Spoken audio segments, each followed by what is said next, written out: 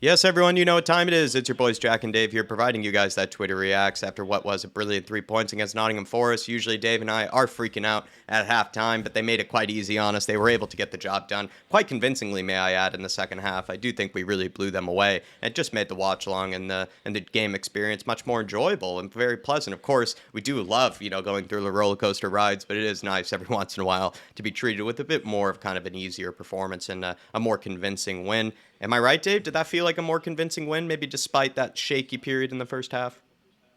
Yeah, look, we were a lot better in the second half. I mean, we had that 20 minutes towards the end of the first half where maybe we faded out after the Forest goal.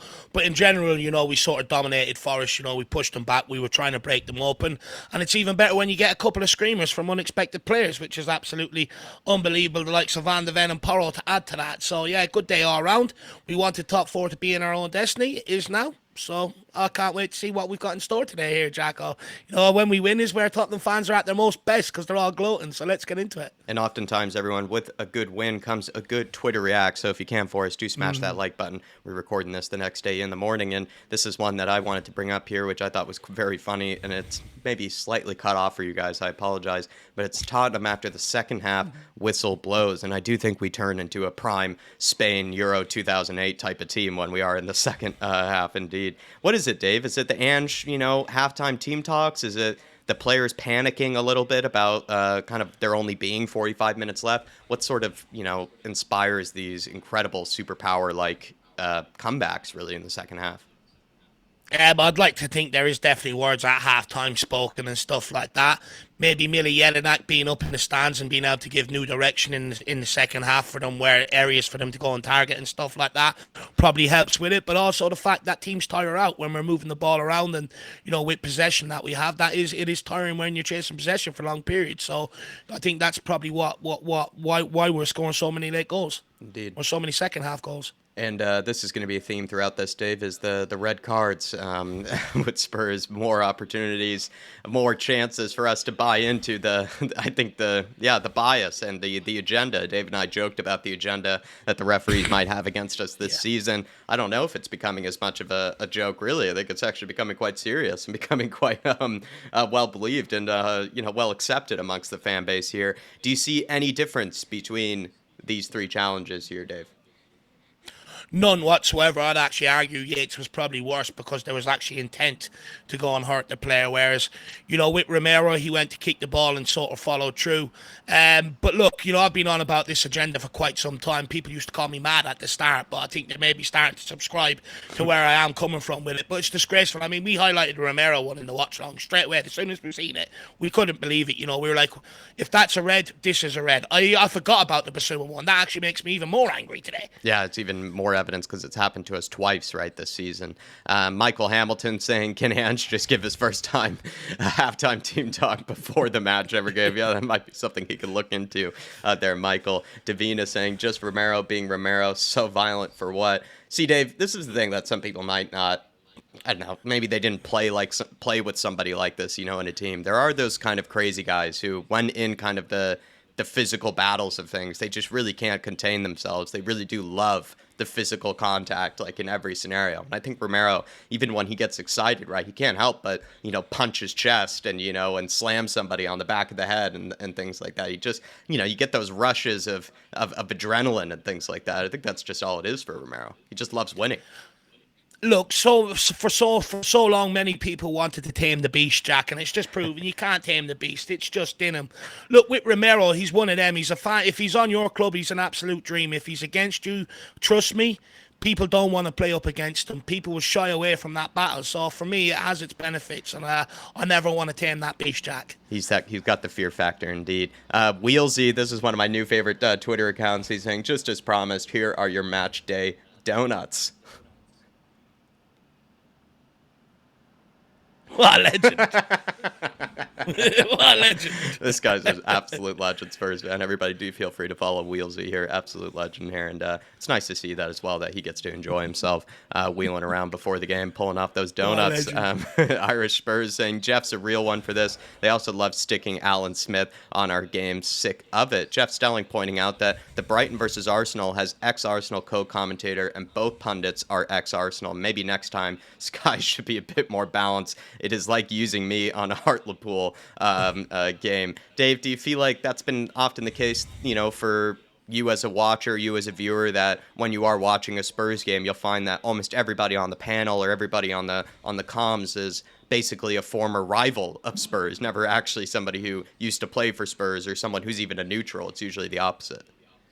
No, it's always been that way, Jack. Look, for me, I've complained about this a long time. I think Spurs are incredibly underrepresented in the media in terms of ex-players and stuff like that. Sky could be doing a better job to get the likes of Robbie Keane or someone in there, Ledley King even, or Michael Dawson or people like that in there to commentate on Spurs games. But instead, we have to listen to that boring idiot, Alan Smith. I mean, he's so boring, it's unbelievable. And Mr. Black saying Van de Ven saw us passing it around the edge of the box constantly, just thought, F it, I'll just do this myself. That was kind of my thinking, too, kind of in the watch-along, was he just basically decided to show them how it's done, show them how to finish. And you and I also agreed on this one, right, Dave, that the center backs this season probably have scored, weirdly, the best goals of this year. The defenders have scored some of my favorite goals. Look, the back line in general, Romero scored a screamer against Burnley in the 5-2. Van de Ven there yesterday. Porro against Burnley in the Cup. He probably has a highlight reel of a couple of screamers. And Edoji's, I think has a good solo goal there as well. So for me, the defenders in general have actually stepped up and, played their part. But, what Mr. Black says there is absolutely spot on. I feel like that's exactly what happened there. Van de Ven was like, I'm sick of this, just unleash one. I was actually worried, Jack, when I went back to put up the watch-along highlights last night. I was worried I might have to set up a GoFundMe for your chair. You were jumping up and down and bouncing around that much. But, it goes to show you've got a good, sturdy chair there, Jack. Maybe if I didn't have too many beers that day, I probably could have broken it, at some stage. So I'm lucky I just was having a coffee.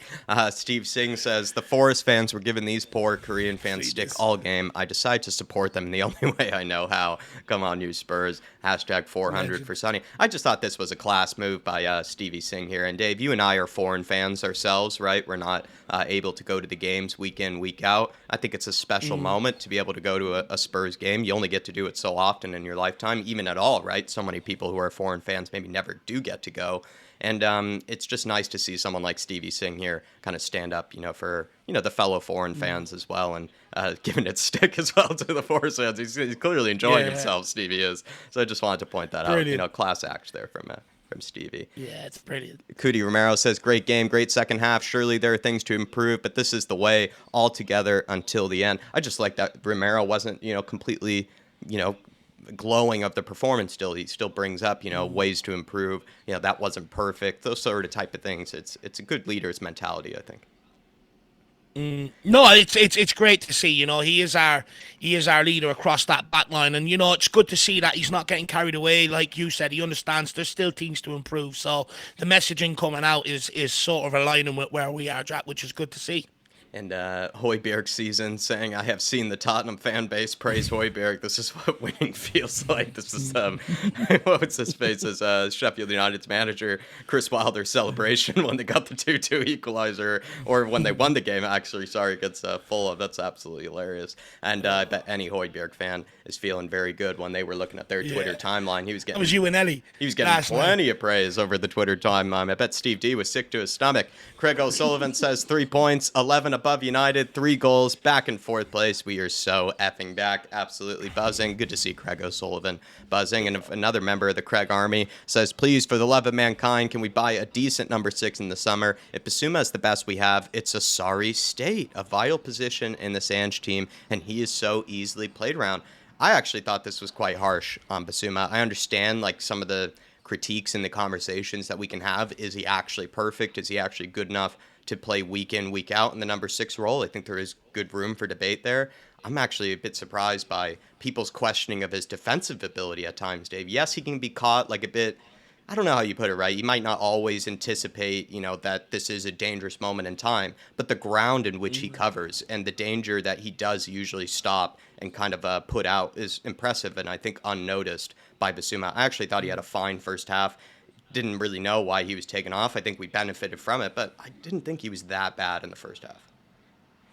No, look, I think many people's outrage is probably about maybe the inconsistency Sure. of his season in general, more so than recent performances. I can understand wanting to bring in another number 6 here to compete with Basuma, and I'd argue it would probably push Basuma to be at a more consistent level if we did have that sort of player there. But look, Basuma isn't the biggest or massive problem in this Tottenham team by any stretch of the imagination. Don't get me wrong, I do share and feel some of the frustrations at times, but for me, I think, the last couple of games, I think he's been good, so I don't really have any complaints in that regard. Yeah, just because I know you were kind of showing some praise of not maybe even the last game, but the game before that, you felt West like Ham, he was superb. Yeah. Absolutely superb. And I feel like not that you were alone in that opinion, just didn't see enough of that, I felt like. And so curious what you kind of wanted to think about that one. JJ saying, hold up, I just clocked it. They need to give him mate every single week. Vicky Van de Ven, Dave, who's on the mate this week. Oh, yeah, that's that South American drink that goes around, Yes, isn't it's that it? Yeah. herbal drink. Do you know what? I wouldn't mind trying a bit of that ourselves before a watch along, Jack.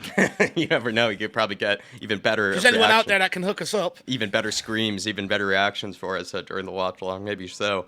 Michael Hamilton saying, don't think Man United will catch us. 5th place is Champions League qualification this season. Not bad for a rebuilding season. And the first without Harry Kane. I think what has been a relief this season, Dave, is that we have separated ourselves between that sort of pack of Man United, Brighton, whichever other clubs are kind of battling in those sort of positions. Because if we had to also compete with them, I think that would make this even more stressful. The fact that it is kind of just between us and Aston Villa for this likely just this 4th or 5th spot. I know it is still competitive when you still want to finish above them, just makes my life as a Spurs fan slightly easier. I think that we have been able to surge past these sort of other teams that are right below us.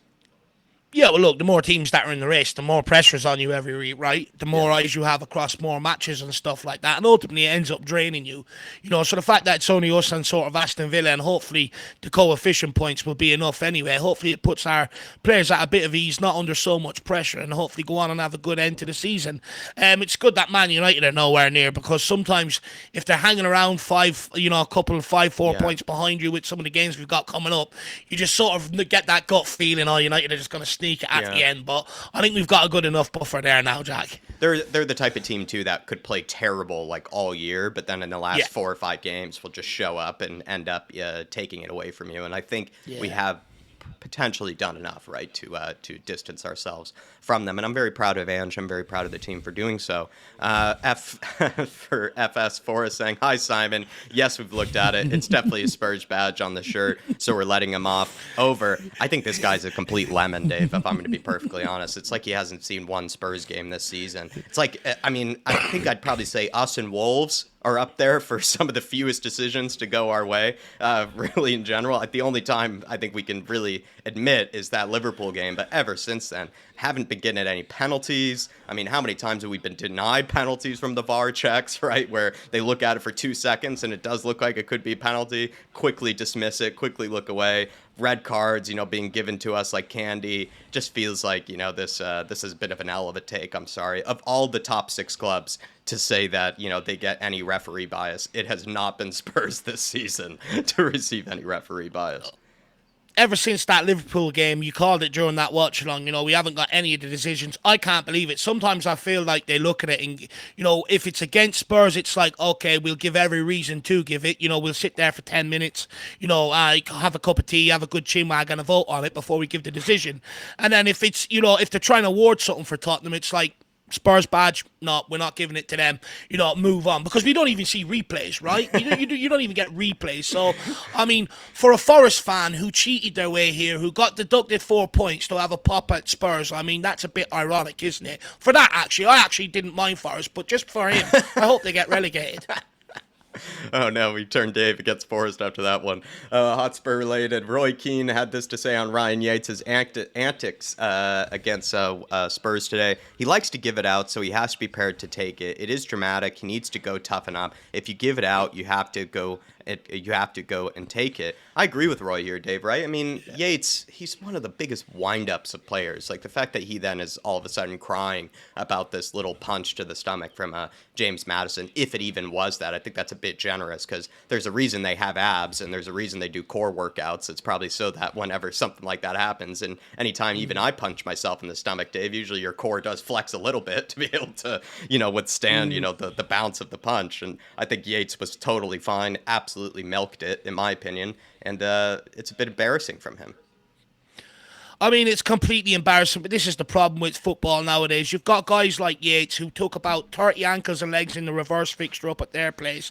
About another 15 yesterday. Got away with a blatant red card sending off. Not even a second yellow. That should have been a straight red. And then he's moaning to the referee for protection, from James Maddison, who's half his size, might I add. It's actually pretty embarrassing. And this is where referees really need to sort of get a grip of the game. They could really eliminate this by just start booking players like him, when he starts play acting like that, calling for VAR and all, just book him straight away, get rid of all that. It's an absolute joke. I actually thought the referees coming into this game would have done their homework and said, do not let Yates away with 4 or 5 different fouls. What was it? Number 5, he ended up getting his first yellow. I mean, absolutely ridiculous. And Roy Keane's absolutely spot on there. He couldn't have said it better myself. I think someone even counted, I think it was Tyler, who said he'd actually, between the last fixture and this one, he went 14 fouls before getting a yellow card between the two games. That's disgusting. Big John Bass saying Romero got sent off for that exact challenge against Chelsea. I don't think either should be reds, but the inconsistency is mental. I feel like you're kind of in a similar boat, Dave, where you had even felt it wasn't a red with Romero, but if they're going to give that one a red, then they better give the rest of them reds that you see after that, and they, of course, don't, right? That one was considered red, but so many others get missed, and so many others are given as yellows. Totally agree with John Bass. Yeah, absolutely spot on. Very well said. And Craig, he's gone a little crazy again here. He said this match since October, Højbjerg over Basuma. Oh, what a hot take there from Mr. Craig. I'm not sure, as much as I am a huge Højbjerg fan, I'm not sure if I'm going to go that far. I think Basuma has had some brilliant games in between there, but Dave is right. The inconsistency has led to this sort of debate and this type of divide, I think, in the fan base over whether Basuma is good enough, because he just hasn't put it in, day out type of performances at a high level, and kind of makes then the Højbjerg crew even stronger, because what Højbjerg's biggest strength is his availability and sometimes his consistency. He will have a bit of consistency to his performances, maybe more so than Basuma does. Do you know, I get such a kick out of the Spurs fan base at times as well, because where are these it was only so long ago where they were from? campaigning. Where are all these Højbjerg fans coming from? That's what I don't understand, Jack. It was only so long ago they were campaigning to get him out of the midfield, and now they're campaigning to get him back in. I mean, it's absolutely hilarious. And Cody Mack saying 100 appearances for Lo Celso, and the moment etched in my memory of him is that corner at Goodison Park with their last kick of the game. We needed a goal, and he scuffed it so bad. It bounced 3 times before he hit the first defender. I just thought that was very funny from Cody Mack. It's my memory, too, of Lo Celso. Carly T, your goat versus my goat. Gareth looks ridiculous for his age, still to this day. I mean, the guy must be using the Spurs gym, maybe still. Maybe he's still using it. He looks good, but I'm more concerned Wayne Rooney's trying to look like Big Dave here. I don't know about that, Dave. I think you got a much better beard as well than him, and a much better hairline. I think Wayne Rooney is really losing it here. Poor guy. Billy says Ange must have annihilated these lot at halftime. He seems to do that. He seems to get the best out of them at halftime. Prop Spurs says, okay, let's get the Yates-o-meter going. How many fouls does Yates commit without getting carded? I think close to 14, Prosper. And he says, understand Romero got a straight red card for catching a player high with a follow-through. Just a yellow here, though, for Danilo. Yeah, don't really get it. Not much of a difference in my book. And then the Yates-o-meter, though, Jack, that is something I think we need to get involved for the next watch-along, against Forest, if they stay up.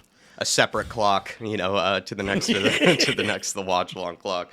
Simon Yemaine says Mickey Van de Ven has to be in the conversation for signing of the season and young player of the year. And I always get confused what qualifies for young player of the year, Dave, because I could be wrong and maybe just have really selective memory, but I feel like often it is given to English players, or I don't remember too many times I can say like young player of the year is given to someone like a Mickey Van de Ven. Am I right that saying he would qualify? And if he does qualify, I couldn't think of many players that would actually get above him. The guy's been a sensation.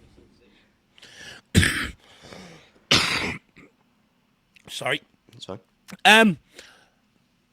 No, look, I think he does qualify, Jack. I think, it's any player under the age of 23, I actually believe that qualifies for that award. But for me, I think he has to be in that conversation.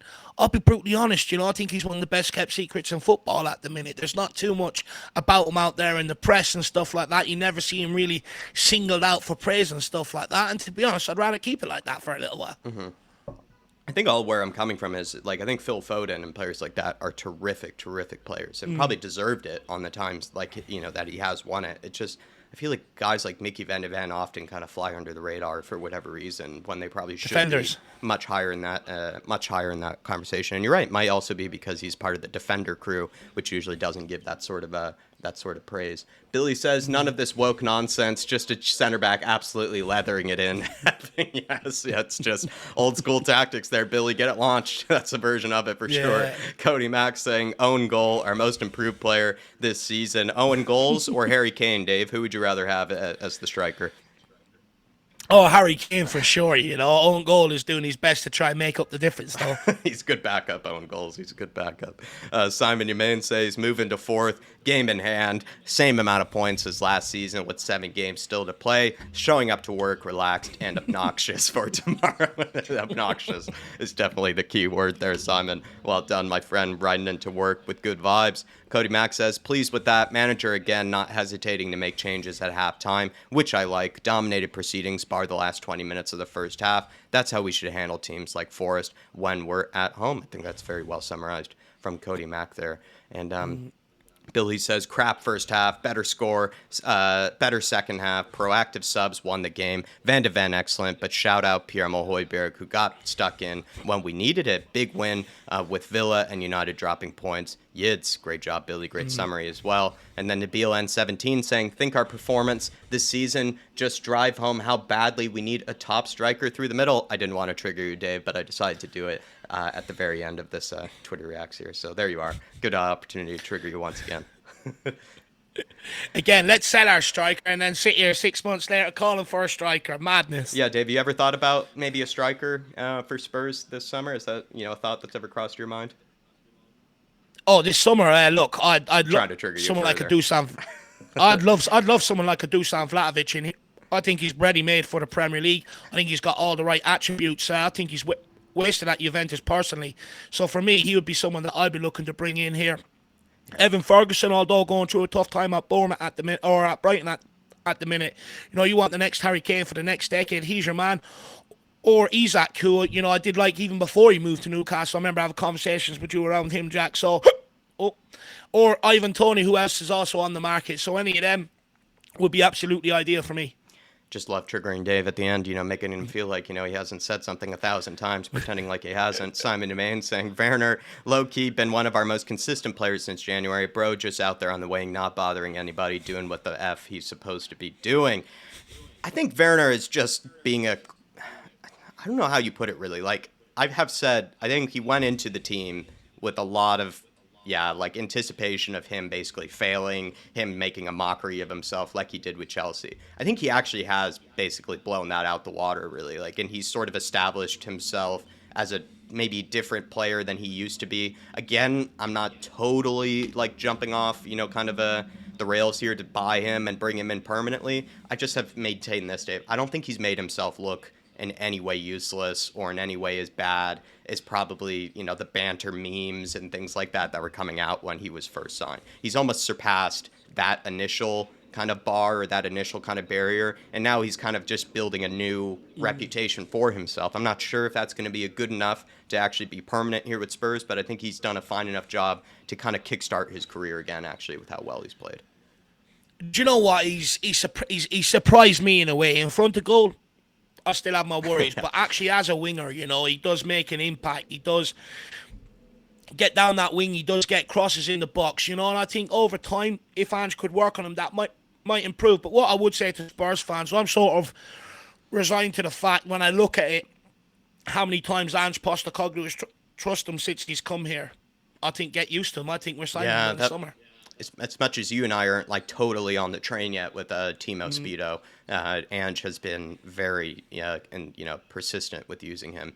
That's a very good point there. Any final words, Dave, though, before we wrap up this Twitter Reacts? It was a good one, I thought, and really do appreciate everybody who's been watching through the end of this one. If you can for us, smash that like button or grab a membership if you want to support the channel. But final words from you, Dave? Yeah, sorry about my dose of hiccups towards the end there. You know, we're going to end it now, so you don't have to watch me go through that anymore. But we got the win. Hopefully we see you all on the fan show tonight. Come on, you Spurs. Come on, you Spurs. In the Big Ange we trust. We never stop, and we'll see you next time.